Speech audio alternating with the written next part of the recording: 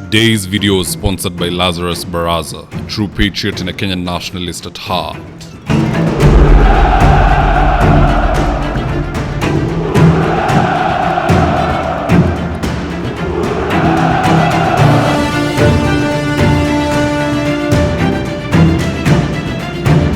Stand by for debrief in 3, 2, 1. If there is a police officer whom his time in office is soon coming to an end, it would have to be none other than this gentleman on your screen, Awan Eliud Langat. For those who might not know, he serves as the Deputy Inspector General of Police alongside Awan Masengeli. Now, in this video, I want us to look into some of the reasons why Eliud Langat will soon be fired. And with no further ado, let's get after it. Now, the first reason why this government will eat Eliud is because Kenya Kwanza has very keen interest in trying to snuff out him maandamano ya Albert as soon as possible. Reason being, there's what we call a dominoes effect. If you look at the history of this country, if you ever put on the TV and you see that there is a high school dormitory imechomwa mahali, 4 days later somewhere else ingine imechomwa, 8 days later another one imechomwa, these events usually trigger other events. So hii maandamano ya Albert, who was murdered in a police holding cell, could easily trigger the finance bill maandamano because the time frame is suspiciously close. In a few weeks the bill will be passing in the National Assembly. First reading, second reading, third reading. And before that, people are out doing practice in pre-season preparations as they wait for the main maandamano. So if they want peace and calm during this time of the finance bill, they have to quickly get rid of Eliud Langat so that Kenyans can wake up and see, oh, yule jamaa ambaye alihusika amefutwa kazi, he's under investigations. That can at least cool the mood in the country. And that is the biggest concern of the national government, to end any form of maandamano ahead of finance bill. Hawataki watu kuenda kukula mchele ya Wetangula another round. So because of that, Eliud must go. Number 2,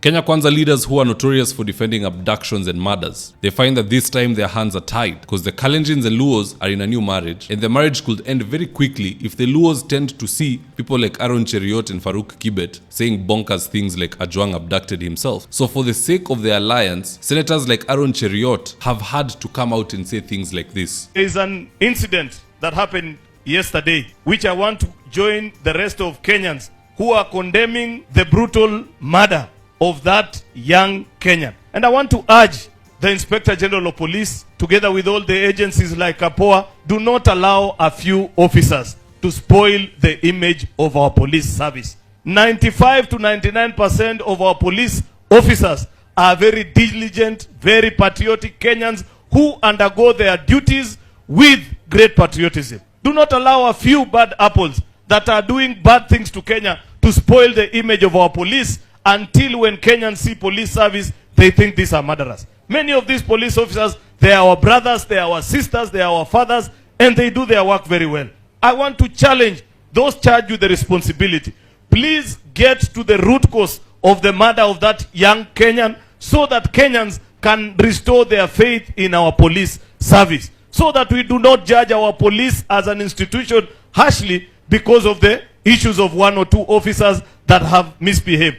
I hope by this afternoon, IPOA will give an update to the country of what really happened inside that police station. So, kwa nini Cheriot hakuwa na hiyo akili when Gen Zs were being killed outside the National Assembly, or when others were abducted because of tweeting and putting people in coffins? The reason is then there was no return on investment. Now if he comes out harshly against Langat and they take action against him, it will help suppress the anger that the Luos in this alliance are feeling. You best believe Raila Odinga is livid. He is angry because he has put his own reputation on the line to support Ruto. And then you go kidnap somebody from Homa Bay, munakuja kuua Nairobi. People will now begin asking Raila, ulitupeleka huko ndo tuwawe, or what was the benefit? So Raila is angry. Gladys Wanga is just as annoyed. This is somebody who was taken from her county to go and be killed in Nairobi County, 350 kilometers. Those who have ever traveled 350 kilometers by bus, probably from Nairobi to Kitale, Nairobi to Kisumu, Nairobi to Kisii, hizo ndo distance zinafika 350, Nairobi to Mombasa. That is a very excruciating journey. And if it is a journey yenye umeshikwa na ujui what they are going to do to you, or even where you are going, they could have stopped at Timboroa to kill them. They could have stopped at Eldoret. They could have stopped at Naivasha, Nakuru, Gilgil, hata wangeenda Maimayu to kill that fellow. So the whole time you are not comfortable. You're having uncertainty. People are very annoyed. And more so, Luos are annoyed. I've even seen Millicent Odhiambo coming out to say that this is very, very wrong what has happened. And the only way that watatulia, Eliud Owalo must go. Yani all roads lead lead to Eliud Owalo must go. There is no two ways about it. And if he survives, this will be the prime example that should be put in textbooks, hata ile ya watoto in class 1, as to what tribalism is and what it looks like. Whereby if you are from a certain group and something happens, na wewe ndo umefanya hata umeharibu maneno, you can survive based on association of that kind. Let this be a prime example that there is no tribalism in this country. You come from the same tribe as that of the president or whoever is in power, but ukifanya makosa, you are punished as an individual because that is what you really are. You are not a tribe. You don't earn a salary as a tribe. You don't commit crimes as a tribe. You commit it as an individual. Anywho, let's see what Kenyans on X have to say about this matter. And I quote, Josh said, arrest and charge DIG Eliud Langat immediately. He should serve jail. Killing the only son in a police custody. Yani, you took a child away from their parents and killed him. Do you all realize how sick this is? De Grata said, arrest and charge Eliud Langat immediately. He should also be fired. Lynn Gugi said, Eliud K. Langat needs to step down and this needs to be done today. Nelson Harvey said, Albert Ojwang was killed on instructions of Eliud Langat. He is the principal suspect and it does not matter whether the killing was done by him, by others in his presence or absence. Eliud Langat should be arrested and charged with murder. Anything else is nothing but cover up. But what say you guys? Do drop me your comments in the comment section below. Do you believe Eliud Langat should go or he should continue being there as investigations are ongoing? Just drop me your comments. I'll do my best to read them and to give you a response. And in the event you're here for the first time, please go on and hit the subscribe button. And if you're watching for a different platform, just head on over to YouTube, search for David Wafula. Hit the subscribe button. You're going to be getting a ton of content of this nature. If politics is something you're passionate about, this is definitely the one channel that you really need to subscribe to. Alright guys, adios.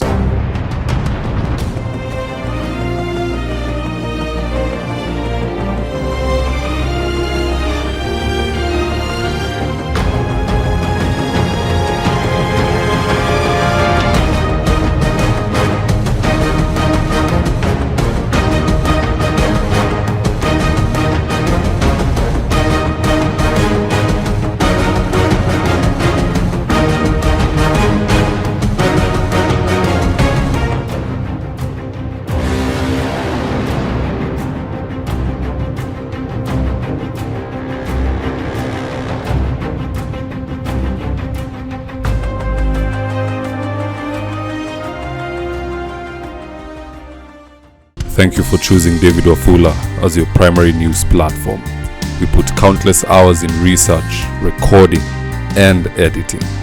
By showing up each and every day to watch our videos, you encourage us to generate more videos for the viewers. We are on a mission to inform, educate, and build a better tomorrow. To our thousands of followers in a world full of presidents, kings, and queens, you are the real gem. Adios.